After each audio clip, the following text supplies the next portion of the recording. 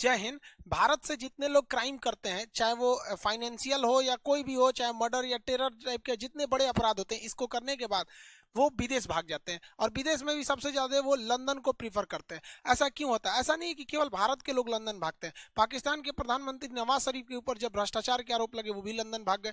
वहां के पूर्व राष्ट्रपति और जनरल परवेज मुशर्रफ, वो भी लंदन भाग गए। पूरी दुनिया से लोग अगर कहीं भागते हैं तो सीधे लंदन भाग जाते हैं। चाहे वो हमारे आईपीएल घोटाला को लेकर ललित मोदी हो, नीरव मोदी हो, या फिर विजय माल्या, ये लंदन भाग जाते हैं। इसके लिए लंदन कुछ इन लोग को बुलाता भी है। इंग्लैंड जो है इसके लिए खुद प्रेरित करता है। दुनिया के जितने फ्रॉडियर हैं, वो करोड़पति वगैरह, वो कहते हैं कि अगर आप इंग्लैंड में आकर 2 मिलियन पाउंड का अगर इन्वेस्टमेंट करते हैं, या बंगला खरीदते हैं, रेस्टोरेंट चलाते हैं, या फैक्ट्री खोलते हैं, कोई भी चीज करते हैं, तो हम आपको कुछ साल तक रहने की गारंटी दे देते हैं, चाहे आप कितना भी बड़ा अपराध किए हो। इसके लिए वो ऐसे लोगों को गोल्डन वीजा प्रोवाइड करता है, और ऐसे लोगों को उसकी जो कानून व्यवस्था थोड़ी सी अपनी आंखें बंद कर लेती है। लेकिन ऐसा नहीं है कि कोई भी सरकार या इवन भारत सरकार हाथ पर हाथ रख के बैठी है। इसके लिए भारत सरकार ने भी इंग्लैंड से तथा अन्य देशों से भी प्रत्यार्पण संधि किया है, जिसके एक्स्ट्राडिशन ट्रीटी के नाम से जानते हैं। अब ये एक्स्ट्राडिशन ट्रीटी जो है इंटरनेशनल लॉ नहीं है, ये द्विपक्षीय संबंध है। जो देश आपस में समझौता किए वही उसी पे लगता है। इसके तहत ये होता है कि अगर कोई हमारे देश का अपराधी है, दूसरे देश में भाग गया है, तो उस देश को कहा जाएगा कि तुम इसको पकड़ो और हमको दो। तो अगर देखिए, पकड़ने के लिए वो देश पकड़ेगा नहीं पकड़ेगा इसकी कोई गारंटी नहीं है। तो इसके लिए इंटरनेशनल पुलिस, शॉर्टकट में इंटरनेशनल को शॉर्टकट में इंटर, पुलिस को पोल, तो इंटरपोल के पास जाया जाता है। इंटरपोल एक नोटिस निकालती है जिसे कहते हैं रेड कॉर्नर नोटिस। अब वो रेड कॉर्नर नोटिस उस देश को दिया जाता है कि देखो तुम्हारे देश में ये अपराधी खुलेआम घूम रहा है, पकड़ के दे दो।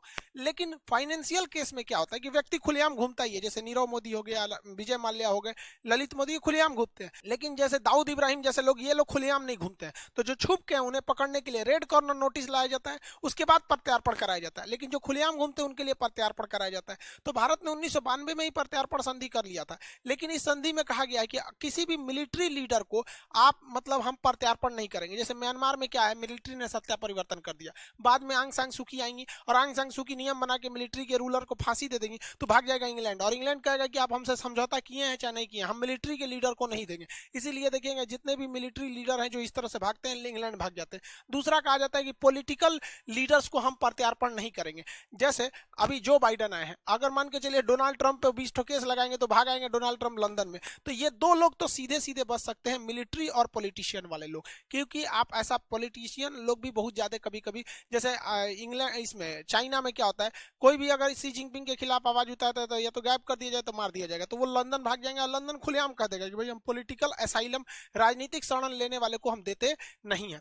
लेकिन अब दिया किसको जाता है? तो वैसा क्राइम करने वाला व्यक्ति जो दोनों देश में क्राइम माना जाता हो। जैसे भारत में कुछ ऐसे क्राइम है जिन्हें आप क्राइम मान सकते हैं, लेकिन बहुत वो ऐसे कानून जो है वो अमेरिका या इंग्लैंड में क्राइम नहीं माने जाते हैं।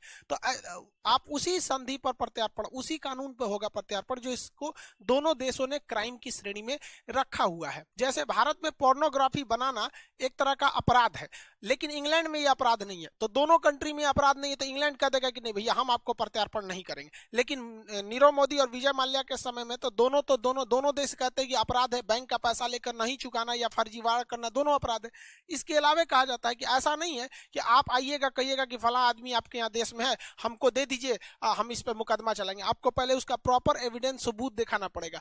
सबूत दिखाने के बाद आपको इस बात की गारंटी देनी पड़ेगी कि जो सबूत दिखाए हैं, जिस मामले में केस चल रहा है, जिस मामले के लिए आप इससे प्रत्यार्पण ले जा रहे हैं, आप वही केस चलाइएगा अपने देश में। ऐसा नहीं है कि भारत से, इंग्लैंड से ले जाइएगा नीरव मोदी को बैंकिंग फ्रॉड के लिए कि पीएनबी घोटाला किया है और वहां ले जाके मर्डर केस चला दीजिएगा। ऐसे में आपको प्रत्यार्पण नहीं किया जा सकता है। तो भारत ने ये सारे एविडेंस दिए, उसके बाद भी मामला अटक जाता है कि मान के चलिए हमने सारा एविडेंस दे दिया, लेकिन उस देश के साथ हमारा प्रत्यार्पण संधि यानी एक्स्ट्राडिक्शन ट्रीटी नहीं हुआ है, तो वो देश देने से मना कर देगा, कहेगा हम इसको क्यों देंगे, इससे तो हमको फायदा हो रहा है, ये जिस होटल में रुका है उसको रोजगार मिल रहा है, डेली इधर उधर नाश्ता चाय पानी करबे करता है, हमको फ्री में मिल रहा है, विदेश वाला को कोई क्यों लौटाएगा। तो समझौता भी होना चाहिए। तो भारत हर एक चीज किया है, समझौता भी किया है, एविडेंस सब चीज बता रहा है। इसके बावजूद इंग्लैंड जो है, आप कुछ भी कर दीजिए आपके केस को फंसा देता है। क्योंकि इंग्लैंड इस तरह जानबूझ के कहता है इंग्लैंड कि हमारा समझौता से बहस नहीं है, पहले ये कोर्ट डिसाइड करेगी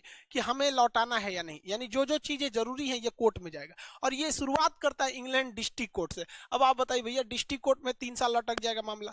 डिस्ट्रिक्ट कोर्ट अगर डिसाइड कर दिया कि नहीं भैया इनको कहाँ भेज दीजिए, भारत में भेज दीजिए, तो अब वो आदमी कहता है कि नहीं हमें भारत मत भेज दिए, वो चला जाता है हाई कोर्ट में। अब हाई कोर्ट कहेगा कि नहीं नहीं आप आपको भारत भेजना पड़ेगा। जैसे नीरव मोदी के केस में हाई कोर्ट ने इंग्लैंड का कह दिया कि नहीं आप भारत जाएंगे, तो अब ये लोग कहाँ जाते हैं, सुप्रीम कोर्ट में। लेकिन सुप्रीम कोर्ट में जाने से पहले यहाँ इन्हें एक और मतलब परमिशन लेनी पड़ती है हाई कोर्ट से कि ये मामला सुप्रीम कोर्ट के लायक है कि नहीं। तो नीरव मोदी के केस में जज ने कह दिया हाई कोर्ट का कि नहीं आप भारत ही जाएंगे, आपको ये मामला इंग्लैंड जाने मतलब सुप्रीम कोर्ट जाने लायक नहीं है। लेकिन अगर सुप्रीम कोर्ट जाने लायक रहता तो 1-2 साल और फंस जाता। तो यहाँ तो खत्म हो गया। लेकिन सबसे ज्यादा अगर किसी को बचाता है तो इंग्लैंड का एक वो है European court of human right. Europe के देशों ने ह्यूमन राइट को बहुत ज्यादा वैल्यू देते हैं और ये कहते हैं कि भाई जब तक ये कोर्ट नहीं कहेगा कि आपको किया जाए प्रत्यार्पण तब तक नहीं करेंगे। अब ये लोग छोटे से छोटे चीज को ध्यान देते हैं कि आप इनको जब ले जाएंगे तो वो जेल कैसा है, उस जेल की हॉस्पिटल व्यवस्था कैसी है, बिल्डिंग कैसा है, मतलब कहीं ना कहीं से मामला फंसा के कह देते हैं कि नहीं वो जेल ठीक नहीं है, हम आपको जाने नहीं देंगे। अभी क्या है कि नीरव मोदी के साथ अभी भी ये मामला थोड़ा सा अटक सकता है, क्योंकि उनका कहना है कि भाई जो मुंबई का आर्थर रोड है उसकी व्यवस्था ठीक नहीं है। लेकिन इनका आना एकदम फिक्स हो गया है, क्योंकि आर्थर रोड जेल में कुछ कोरोना के मरीज भी मिले थे। हालांकि अब वहां भी कोरोना के केस कंट्रोल में है और नीरव मोदी जब आएंगे तो उनको आर्थर रोड जेल के बैरक नंबर 12 में रखा जाएगा। वहां पर संजय दत्त को भी रखा जा चुका है, अजमल कसाब जैसे लोगों को भी वहां पर रखा जा चुका है। वो बहुत ही ज्यादा सेफ्टी वाला वो जेल है। अब इनका यहाँ पर आना फिक्स हो गया। लेकिन बात अटक जाती है कि कब तक हम लोग ऐसी लंबी प्रक्रिया को लेके चलेंगे। एक बार district court, high court, supreme court, फिर वहां के ह्यूमन राइट कोर्ट में जाएगा, फिर मामला अटक जाएगा। हम लोग 131 ऐसे भगोड़े लोग हैं जिन्हें हम लाना चाहते हैं, जिसमें अब तक केवल 2 ठो को लाने में कामयाबी मिली है। मतलब 1% से 2% लोग को ही हम लोग ले आ पाते हैं, बाकी को नहीं ला पाते। तो इसके लिए हमें एक लॉन्ग टाइम सोचना पड़ेगा। हमें एक स्पेशल जेल बनाना पड़ेगा जिसका नाम जेल ना लग के कोई और नाम रखा जाए। जैसे आगा खान पैलेस था भारत में, अंग्रेजों ने बनवाया था, उसी टाइप का कोई पैलेस वगैरह रखा जाए जिसमें खूब बढ़िया इंफ्रास्ट्रक्चर हो, उसका जो गेस्ट रूम की तरह उसका बेडरूम वगैरह हो, गार्डन वहां बहुत अच्छा हो, जिम वगैरह की भरपूर व्यवस्था दी जाए वहां पर, और एकदम बढ़िया योगा मेडिटेशन ग्राउंड हो अच्छे से टहलने वगैरह के लिए, हॉस्पिटल की व्यवस्था ए ग्रेड, स्विमिंग पूल से लेकर इंडोर का जितना गेम है ये सारी व्यवस्थाओं को वहां रख दिया जाए। बेहतरीन ढंग का वहां पे रेस्टोरेंट टाइप का अंदर बना दीजिए, किचन हो, वेल फर्निश बाथरूम वगैरह हर चीज बढ़िया हो, लाइब्रेरी हो, अपना सारा चीज हो, और उसको वेल एस्टेब्लिश करके इंग्लैंड का जो कोर्ट है उसको और जो वहां का ह्यूमन राइट कोर्ट है उसको एक बार निमंत्रण दिया जाए कि आप आइए हमारे यहाँ, हम खर्च देते हैं और जांच कीजिए कि हमने ये जो व्यवस्था दिया है इसमें कोई कमी तो नहीं है। और अगर वो कमी कहते हैं तो फिर उसको फिर से सुधार के उनसे एनओसी ले लिया जाए, नो ऑब्जेक्शन सर्टिफिकेट, की ये बहुत अच्छा पैलेस है। उनको बताना नहीं है कि जेल है, मैं तो सोच रहा फिर अटका देगा सब। पहले उनसे सर्टिफिकेट ले लेना है और ये जितनी चीजों बनवाना है उसको कोशिश ये करना चाहिए भारत सरकार को कि उस कंपनी से दिया जाए जो इंग्लैंड की महारानी का महल बनाया है। हर चीज जो कंपनी का उनके यहाँ टॉयलेट बाथरूम है वही लगवाओ, किचन जो वहां बना मतलब एकदम सेम, ताकि इंग्लैंड का कोई भी कोर्ट या फिर ह्यूमन राइट ये ना कह सके कि इस महल में, इस पैलेस में किसी चीज की कमी है। जब ये बन जाए ना तब भारत के लिए सही है। अब वहां पे प्रत्यार्पण किया जाएगा तो ये ह्यूमन राइट वाले कहेंगे कि जिस जेल में ले जा रहे हैं व्यवस्था नहीं है, तो कहा जाएगा देखिए देखिए 2 साल पहले आप ही लोग घूमने गए थे भारत में, कहते कि 1 नंबर व्यवस्था है, उसी पैलेस में ले जाएंगे, वो जेल नहीं है पैलेस है वहीं ले जाएंगे। तो एक रास्ता ये बच सकता है हम लोग के लिए, ये काफी अच्छा है। क्योंकि वो लोग नॉर्मल जेल भारत का देखिएगा ना, तो हम ये नहीं करेंगे किसी को जेल में ले आके फैसिलिटीज दिया जाए। अरे कम से कम लाइएगा तो बढ़िया जगह रख के थूरेगा आदमी, कोई जरूरी है कि खराब जेल में थूरेगा। थूरने के लिए ऐसे ही बढ़िया जगह बढ़िया कुर्सी पे बैठा के थूरेगा आदमी, ऐसा थोड़ी कर रहे हैं कि आप थूरिएगा नहीं, लेकिन लाइए, क्योंकि इससे क्या होता है अटक जाता है, लोगों का मन बढ़ जाता है। ऐसा अंग्रेजों ने भी किया था। भारत छोड़ो आंदोलन बहुत ही विकराल रूप लेने जा रहा था 8 अगस्त 1942 को। ये वो समय था जब इंग्लैंड की कमर तोड़ दिया था जर्मनी ने द्वितीय विश्व युद्ध में। इसी बीच महात्मा गांधी ने देखा लोहा गर्म है, अभी प्रहार करना सही है, डू और डाई, करो या मरो का नारा दिया भारत छोड़ो आंदोलन में। अंग्रेजों ने ऑपरेशन जीरो आवर करके एक आंदोलन चलाया, मतलब एक ऑपरेशन चलाया, और रातों रात सारे नेताओं को गिरफ्तार कर लिया गया। इसी में महात्मा गांधी को गिरफ्तार करके आगा खान पैलेस में रखा था। जरा इतिहास से सीखिए, क्या भारत में जेल की कमी थी, लेकिन आगा खान पैलेस में रखा और लोगों के संभावना सिंपैथी जीता कि हम महात्मा गांधी को जेल में थोड़े रखें।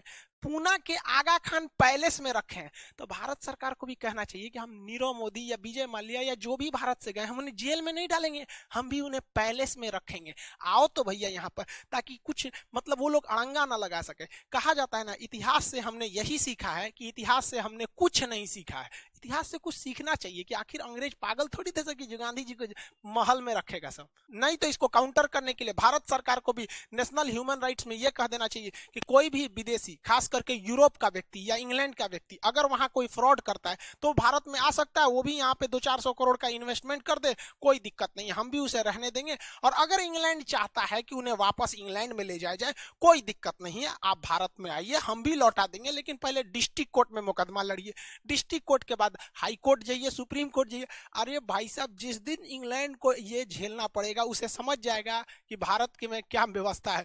जो चीज कोर्ट कचहरी में गया अटका का अटका ही रह जाता है, चाहे वो एसएससी में गया या कोर्ट में गया, ये तो अटकाने में एकदम माहिर है सब। तब इंग्लैंड को समझ में आएगा कि नहीं भाई, हमारा दर्द नहीं है, तुमको बहुत मजा मिलेगा। ऐसा करना चाहिए, क्योंकि हाथ पे हाथ रखेंगे ना कोई फर्क नहीं पड़ता है इंग्लैंड वगैरह को। ये सब आज क्या सुधरे हैं सर, यही साले हैं सब ना जिन्होंने 200-200 साल तक गुलाम बना के रखा, लोगों को कोड़े से मारा। आपको क्या लगता है इन सालों में इंसानियत है? जलियांवाला बाग यही ना कराए थे सब, आज टाई पहन के घूमता है सब। ऐसा नहीं है सब, वो भारत की श्रेष्ठता है, देख रहा है सब कि भारत से ऐठेंगे तो अब काम नहीं चलेगा, वरना आज मौका मिले तो आज ये कचल डालेंगे सब। 2003 की घटना है, रूस के 2 बड़े बड़े उद्योगपति थे, वो रूस को छोड़कर भाग गए इंग्लैंड में, और रूस ने बहुत कोशिश किया, इंग्लैंड को मनाया कि भाई वो हमारे यहाँ से लोन लेके भागा है, उसको दे दो तुम हमको। लेकिन यहाँ इंग्लैंड कहता नहीं, इसको पहले डिस्ट्रिक्ट कोर्ट में केस चलेगा, फिर हाई कोर्ट में चलेगा, दोनों में केस ये जीत गया। अब ह्यूमन राइट वाले कह सके आपके यहाँ जेल में व्यवस्था नहीं है, पुतिन ने कहा ठीक है कोई बात नहीं, मत दो, हमको चाहिए भी नहीं। पुतिन ने 2003 में अपने जो जासूस थे, हर देश के जासूस होते हैं जैसे भारत के जासूस होते हैं, अपने जासूसों को इंग्लैंड भेजा, पता कराया कि ससुराल दोनों बिजनेसमैन रहता कहाँ से। वो दोनों होटल में जिस रहते थे उसमें वो जो जासूस वेटर का काम किए सब, और जहर दे दिए सब, अगले दिन दोनों लोग मरे हुए मिल गए। जैसे ये घटना रूस में फैली, रूस का कोई भी आदमी अब पैसा लेके लंदन नहीं भागता है, तो भारत सरकार को भी ऐसा करना चाहिए। हम ये नहीं कह रहे हैं कि ऐसे बड़े बड़े उद्योगपति को जहर दे के मार दीजिए, लेकिन बहुत से अपराधी भी हैं जो भारत से गए हैं, चाहे वो 1993 का बम धमाका हो, चाहे गुजरात कांड हो, चाहे वो बड़े बड़े मर्डरर हो, वो इंग्लैंड भागे हैं। तो कम से कम इन लोग के लिए प्रत्यार्पण संधि मत मंगाइए। हमारे जो रॉ के एजेंट है सब, या फिर आईबी के हैं, इनको भी कुछ मौका दीजिए, इनके हाथों में जंग लग रहा है, कितने साल हो गए कि ये लोग कोई अपना कारनामा नहीं दिखाए। 1-2 बार ऐसा होगा ना तो भारत से भी वहां लोग जाने में थोड़ा सा कतराएंगे। और कौन सा हमें खुलेआम AK-47 लेके जाना है, कुछ मोसाद से सीखा कीजिए लोग भाई साहब, कि हम लोग की भी इन रॉ वालों को कुछ छूट दीजिए। देहात में कहावत कहते हैं, भय बिना प्रीत कहां, अगर डर खत्म तो प्रेम खत्म हो जाता है। इसका एग्जाम्पल देखिए, यूएसए के पास इतना ज्यादा हथियार, इतना पैसा, सब कुछ है कि अगर अमेरिका से कोई भी व्यक्ति भागता है इंग्लैंड में तो उसमें से 95% लोगों को यह प्रत्यार्पण करके वापस बुला लेता है। वही भारत का देखेंगे तो भारत से जितने लोग इंग्लैंड जाते हैं उसका 1% लोग को भी भारत नहीं बुला पाता है, जबकि दोनों में सेम समझौता हुआ है। ये पावरफुल है इसलिए ही कर लेता है। तो हम लोग को ये दोहरी नीति अपनाते हैं अंग्रेज सब, शुरुआत से ही इन लोग की कहानी सेम रही है। तो ऐसे हाथ पे हाथ रखने से मन बढ़ने लगेगा। और जो बैंकों का पैसा ये बड़े बड़े उद्योगपति लेके जा रहे हैं, जरा याद कीजिए कि गरीब के अकाउंट में अगर पैसे कम हो गए तो उल्टे पैसे काट लिए जाते हैं। अगर गरीब ने अपना लोन नहीं चुकाया तो बैंक अपना बाउंसर भेज देती है, उन लोग को पीटा जाता है। ट्रैक्टर का पैसा नहीं चुकाया तो घर से आके ट्रैक्टर लेके चले जाते हैं, क्योंकि उन लोग गरीब हैं, उन पे चढ़ सकते हैं। और ये अमीर लोग हजारों हजारों करोड़, 10,000 करोड़, 14,000 करोड़, इतना इतना पैसा लेके जाएंगे, वो उनका पैसा थोड़ी है। या बैंक में जो पैसा है, बैंक लोन बांटती है, बैंक के दादा का पैसा है, वो इन्हीं गरीब लोगों का पैसा है। और वही बैंक जब डूब जाती है तो मॉनिटोरियम लगा दिया जाता है कि आप 5,000 से ज्यादा नहीं निकाल सकते हैं। अभी कई तो बैंक डूबे थे सब, महाराष्ट्र से लेके कई बैंक डूबे सब वहां पर। तो किसी की बेटी की शादी है, मॉनिटोरियम लगा दीजिए कि आप 10,000 से ज्यादा नहीं निकालेंगे। किसी के हार्ट का ऑपरेशन कराना है, हम टीवी पे देख रहे थे, न्यूज पे, कि एक बेचारे बूढ़े थे, कर रहे थे ऑपरेशन कराना है, आप कह रहे हैं 20,000 से ज्यादा नहीं निकलेगा। हम अपने पैसे को हमको सिखाइएगा आप कि कितना नहीं निकाल सकते हैं। रखने के टाइम तो आपने कुछ नहीं बोला था कि इतना क्यों रख रहे हैं, निकालने के टाइम इतना। हम ये नहीं करेंगे गवर्नमेंट जानबूझ के कर रही है, लेकिन ये इन लोग की गलती की वजह से एक गरीब आदमी क्यों भुगतेगा? वही अमेरिका में क्यों नहीं हो जाता है? ये सिस्टम सुधारना पड़ेगा। आप देखेंगे स्विस बैंक को, तो स्विस बैंक में भी क्या है, अमेरिका का पैसा तुरंत स्विस बैंक वापस कर देता है, भारत का नहीं वापस कर पाता है। भारत के करोड़ों रुपए स्विस बैंक में। इवन जब मोदी जी 2014 में चुनाव जीते थे तो एसआईटी का गठन किया था, सबसे पहला काम उन्होंने यही किया था शपथ लेने के बाद कि एसआईटी का गठन किया गया काला धन का। रामदेव ने बाबा ने भी बहुत कुछ किया था। अब क्या हुआ, काला धन का पता ही नहीं चला। अब काला धन के लिए स्विस बैंक ने भारत के लगभग 200 लोगों का नाम बताया था कि ये लोगों का काला धन है। उस समय विदेश मंत्री सुषमा जी थी और वित्त मंत्री जेटली जी थे। अब भाई ये दोनों लोग नहीं है और 200 लोगों का नाम कहाँ गया पता ही नहीं चल पाया। तो खैर ये स्विस बैंक में पैसे कैसे रखे जाते हैं इस एक अलग टॉपिक है, इस पर कभी और चर्चा करेंगे। आई होप आप ये समझे होंगे कि लोग इंग्लैंड ही क्यों जाते हैं। आपका क्या राय है, भारत को सख्त नीति अपनानी चाहिए या भारत को एक अलग से प्रत्यार्पण जेल बनाकर हर सुविधा दे देनी चाहिए ताकि उन लोग को कोई बहाना न मिले, ऐसा करना चाहिए या नहीं? आप कमेंट करके बताएंगे। मिलेंगे नेक्स्ट क्लास में। जय हिंद।